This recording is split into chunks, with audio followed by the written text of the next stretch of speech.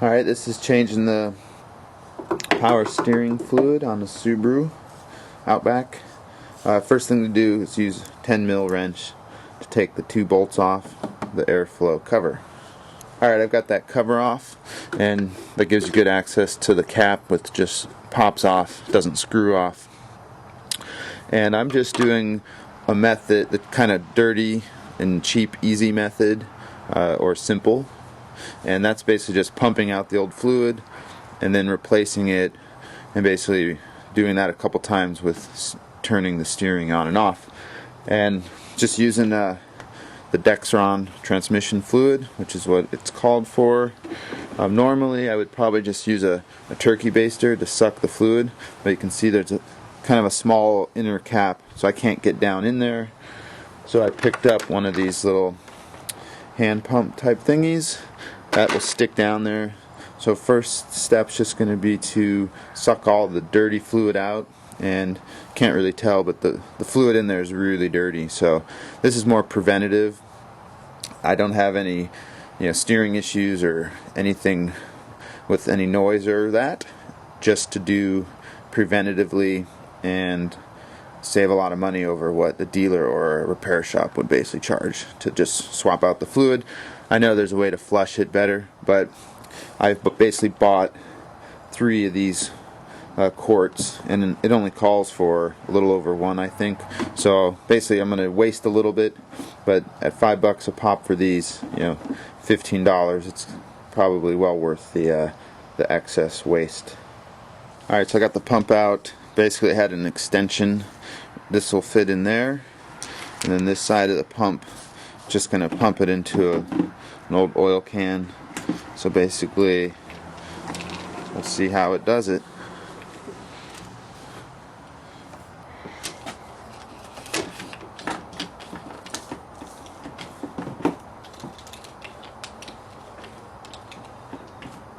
So you can see it's pretty black, and it should be more red and clear. So it definitely kind of looked like it was due for this. So I'll just kind of pump till I feel that it's dry, which seems like it is. And yeah, you can see it's pretty dark, so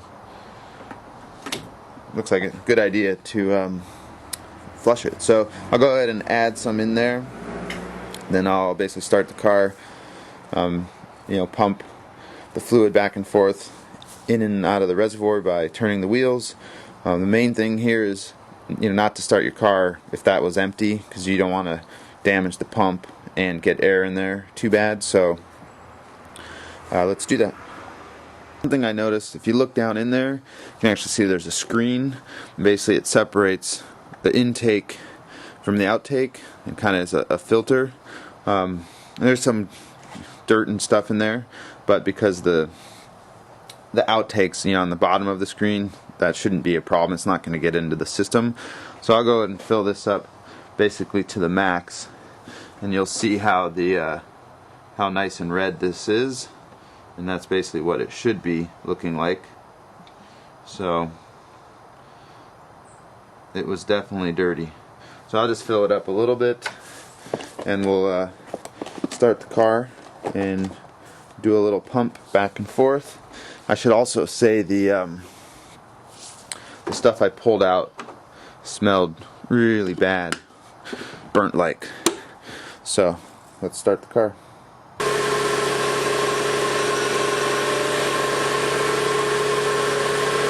Okay, so I did that for a couple minutes, and I can't really tell what's going on in there. So I actually got a little syringe, because I kind of want to see if it's much darker than what it was, to make sure it was circulating. Yeah, you can see that's pretty dark, so it is circulating it. So that's kind of nice that I know, because I didn't want to pump out the stuff if it really wasn't circulating, and if it was going to take actually driving and do it like once a day for a couple days. But looks like we can go ahead and pump out another round and put more in and do it again. I will note that on here there's minimum and maximum for the cold temperature and then minimum and maximum for hot. So basically I was using the max cold. I don't really think that matters for this part, but maybe it does. But I just used the max figure, get the most in there. So I'm going to pump this out and we'll repeat the process and see how it gets a little gradually clearer.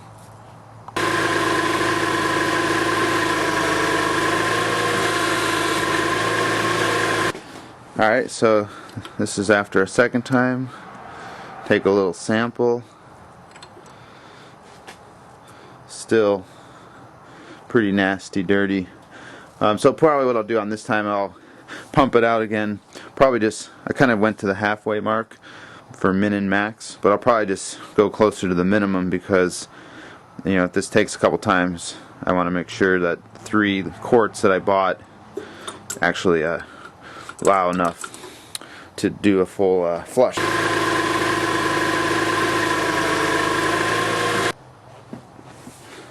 Alright, 4th one.